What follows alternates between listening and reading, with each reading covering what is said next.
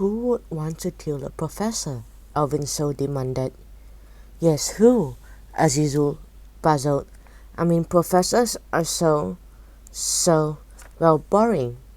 Except when they are poisoned, Wailing reminded him sourly. Then they become very interesting indeed.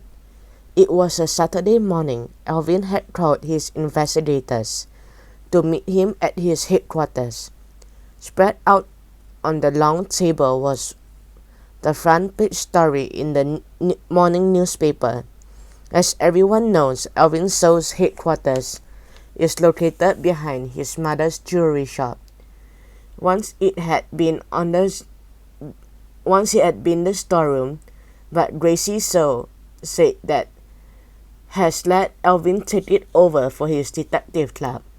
Now the cramped concrete walled space looked more like a police squad room. Tan Wei Ling's collection of criminal records bulged in box files stacked on a shelf. Photographs of sinister criminals stared down from the wall behind her desk. The room had two doors.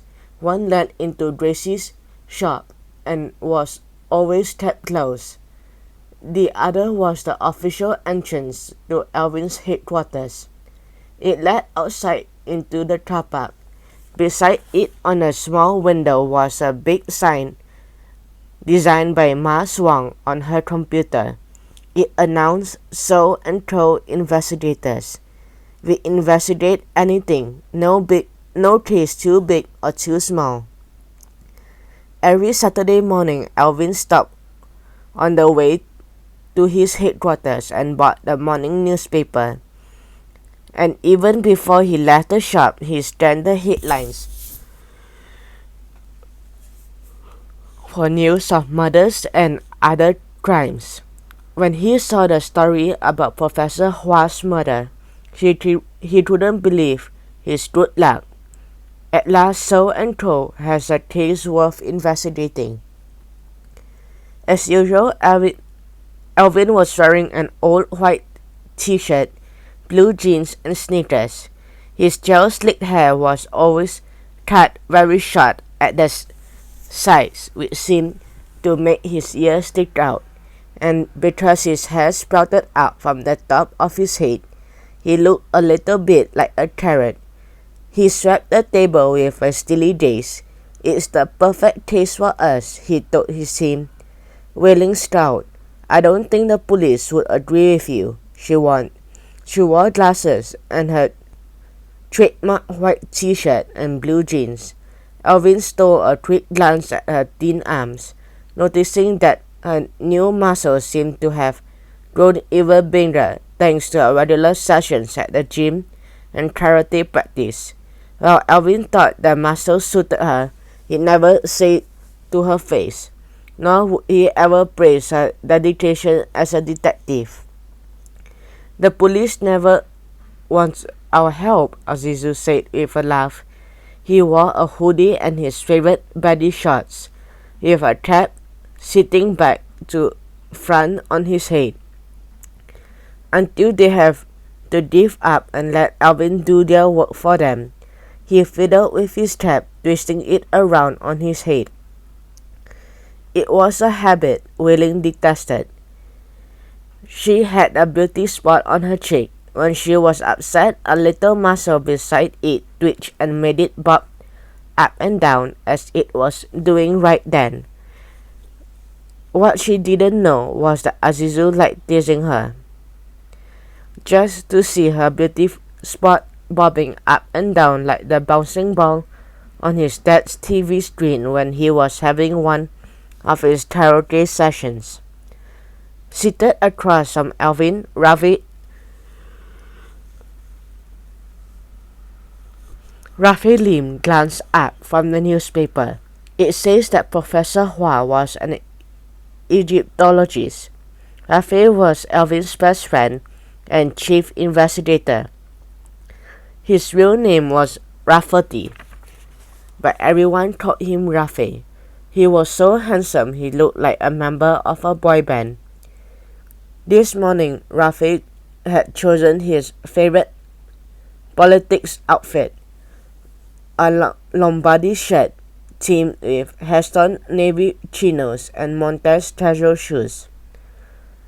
Do you mean ancient history like the pyramids and stuff? His girlfriend Ma Swang asked. She shrugged. So old and dead. Ma wore her favorite new Lana Petite black floral lace up mini dress, teamed with black leather heeled boots by Bastry. Oh, I don't know. I think it would be fun to collect mummies and be a tomb raider or something, Apita said. She spotted a Piper button side floral wrap top complemented by Piper paper bag waisted pants. She asked, when exactly was Professor Hua murdered? Alvin passed the morning paper across the table to his friends. Here, read about it for yourself. The headlines read, University Murder Professor Poisoned. With a smile roughly noticed by the byline by Jack Moo. Moo was the young reporter who had helped them on the case of Samuel Fong, the troublesome tailor. Thanks to Alvin, Moo had scooped all the other newspapers when the case was solved. The story gave the facts available at the time the newspaper went to press.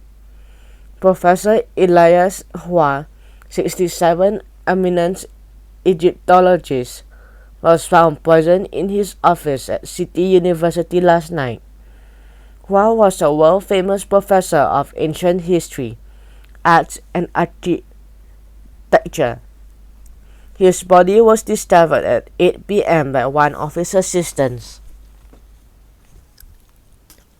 The university issued a statement describing Professor Hua's death as a tragedy and a severe blow to the work of his department.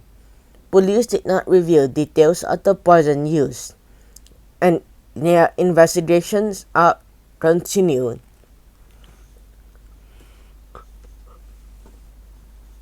At this stage, we can make no further comments, Sergeant Samuel Su announced. Azizu made a snorting noise. If Sergeant Su is on the case, Alvin, he won't want you interfering. Sure, setting the newspaper down, Alvin was determined to probe a little further. Why don't we ring Jack Moo and ask if he's found out anything new?